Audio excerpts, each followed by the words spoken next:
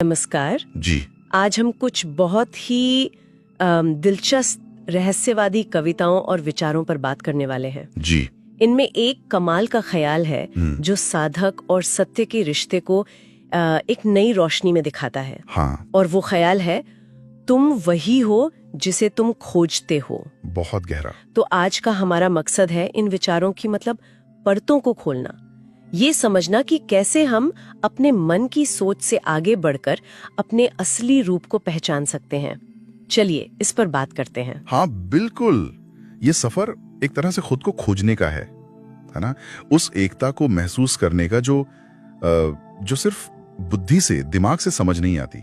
सही। और जैसा कि ये कविताएं या स्रोत बताते हैं, ये ज्ञान सीधे अनुभव से आता है, बातों से नहीं। हाँ, अनुभव वाली बात। हाँ? तो शुरुआत होती है मन की चंचलता से। इन कविताओं में कहा गया है कि मन पर भरोसा करना कितना मुश्किल है। बिल्कुल। जैसे कोई वादा सुबह होते ही भूल जाए। वो पंक्ति है ना, पिछली रात के वादे का क्या हुआ, तुमने उसे आज सुबह तोड़ दिया। हाँ याद है। मन को हवा की तरह बताया गया है, आज यहाँ कल वहाँ। उस पर पूरी तरह भरोसा करना शायद सही नहीं। और दिलचस्प बात यह है, देखिए, इसे कोई नैतिक कमी नहीं बताया गया है। ये नहीं कि आप बुरे हैं अगर मन बदल गया। अच्छा। हाँ, ये बस मन का स्वभाव है, उसकी प्रकृति का अवलोकन है, कह सकते हैं। सलाह ये है कि मन को मालिक ना बनने दें, उसकी इस चंचलता से परेशान ना हो, बस उसे एक दर्शक की तरह देखें। हम सब जानते हैं मन कैसे पलटता है ना? बिल्कुल। फिर नजरिया बदलता है, मन की इस उठापटक से हटकर ध्यान जाता है भीतर की असीम शक्ति पर, वो जो सच्चा स्व है। हाँ। एक जगह कहा गया है, लेकिन मुझे क्यों परवाह करनी चाहिए, मैं एक पलक झपकती दुनिया जीत सकती हूँ। क्या बात है। मैं एक मुस्कान से टूटे हुए दिल को ठीक कर सकती हूँ। ये अहंकार नहीं लगता है ना? ये उस जागी हुई चेतना की आवाज है। नहीं, ये अहंकार नहीं है, ये वो अंदरूनी शक्ति का एहसास है। और यहाँ पलक झपकना, इसका मतलब शायद बाहरी दुनिया से ध्यान हटाकर अंदर देखना है। हाँ बिल्कुल, ध्यान को बाहर से भीतर लाना। और मुस्कान, वो शायद दिल के खुलने का एक सुकून भरी अवस्था का प्रतीक है जो रास्ता खोलती है। सही कहा, हृदय का खुलना।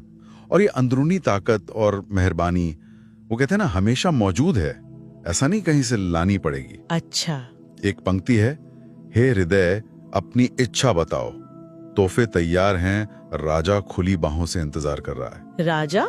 यहाँ राजा का क्या मतलब है? यहाँ राजा कोई बाहरी शासक नहीं, बल्कि वो परम शक्ति, वो अंदरूनी सत्ता, वो चेतना जो हमेशा मौजूद है और जो कभी इंतजार नहीं कराती। इंतजार नहीं कराती? हाँ, जैसे कहा गया है, मैंने कभी किसी राजा को ये कहते नहीं सुना, कल तक रुको फिर मैं तुम्हें सब कुछ दूंगा। वो तो अभी यही है। तो फिर बाहर खोजना तो बेकार हुआ ना, अगर सब अंदर ही है तो। बिल्कुल। जैसे वो सवाल उठता है कविताओं में, वो कृपा कहाँ है, वो समझदार लोग कहाँ हैं, वो खुले दरवाजे कहाँ हैं? हाँ, कहाँ है सब? और जवाब तुरंत आता है, यहीं। सब कुछ शुरू से यहीं है। और इसीलिए कहा गया, तुम वही हो जिसे तुम खोजते हो। वाह। यानी ज्ञान, मौके, वो बड़ा राज सब कुछ खोजने वाले के अंदर ही मौजूद है। खोजने वाला खुद ही वो खजाना है जिसे वो ढूंढ रहा है। कितनी अजीब सी बात लगती है शुरू में। हाँ, विरोधाभासी लगता है। और जब ये समझ आता है ना, तो वो जो अब हमारा अहंकार है, वो छोटा मैं, वो ढीला पड़ने लगता है। अच्छा। एक पंक्ति है, मैं बहुत बोल चुका, मैं प्रियतम के चरणों में मर गया हूँ। यहाँ प्रियतम कौन है? वो परम चेतना है जिससे एकाकार होने की बात हो रही है। और ये मर गया हूँ, ये थोड़ा, हाँ, ये मरना सुनने में अजीब लग सकता है, लेकिन ये वो सीमित मैं का खत्म होना, उसका विघटन है। और असल में यही आजादी है। आजादी। हाँ, कहा गया है, अपने स्व के लिए मरो और तुम आजाद हो।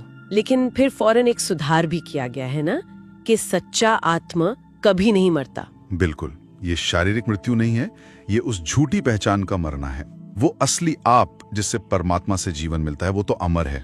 तो मरने वाला सिर्फ वो मैं है जिसे हमने अपनी पहचान मान लिया था। हाँ बिल्कुल, असली चीज तो चेतना है, वही प्रियतम है, वही एकमात्र मौलिक वास्तविकता है।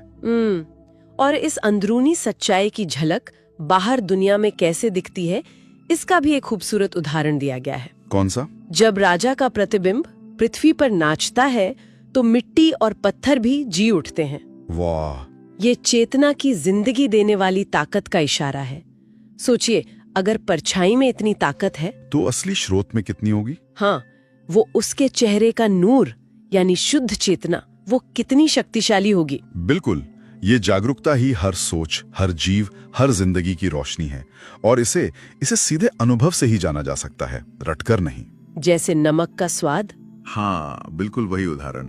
लेकिन कोई नमक का स्वाद तभी जान सकता है जब वो उसे अपने खाने पे डाले, चखना पड़ेगा।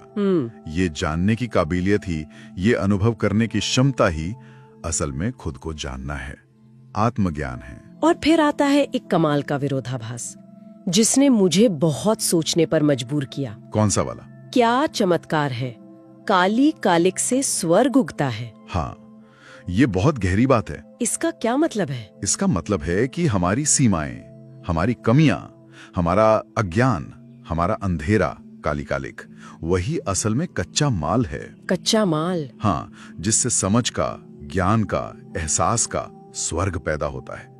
तो अंधेरे से लड़ना नहीं है, बल्कि उसी में रोशनी खोजनी है, उसी से रूपांतरण होता है। कमाल की बात है ना? बहुत। और एक आखिरी बात, ये विचार की खोजने वाला प्रेमी और जिसे खोजा जा रहा है प्रियतम, दो अलग अलग हैं। उसे भी भ्रम बताया गया है। हाँ, कहा है अगर तुम्हारा दिल और प्रियतम दो हैं तो इसका क्या फायदा। अगर तुम प्रेमी और प्रियतम को दो देखते हो तो या तो तुम्हें धुंधला दिखता है या तुम्हें गिनती नहीं आती। सीधा कटाक्ष द्वैत पर। तो इन सब बातों का निचोड़ क्या है अगर हम इसे समेटें? शायद यही कि असली आजादी बाहर की दुनिया बदलने या मन को पूरी तरह काबू करने में उतनी नहीं है। हाँ, बाहरी चीजों में नहीं, जितनी अपने सच्चे मैं को पहचानने में है। वो चेतना जो ये सब अनुभव कर रही है और जो आखिर में सब कुछ है। बिल्कुल सही। पहचानना कि आप ही वो हैं जिसे आप खोज रहे थे। यहाँ एक दिलचस्प सवाल शायद हम अपने सुनने वालों के लिए छोड़ सकते हैं। जरूर। अगर खोजने वाला और जिसे खोजा जा रहा है वो एक ही हैं, तो फिर ये जो खोजने की पूरी प्रक्रिया है, ये जो यात्रा है, रास्ते का अनुभव है, उसका अपने आप में क्या महत्व रह जाता है? वाह, ये तो सोचने वाली बात है। हाँ, इस पे सोचिएगा।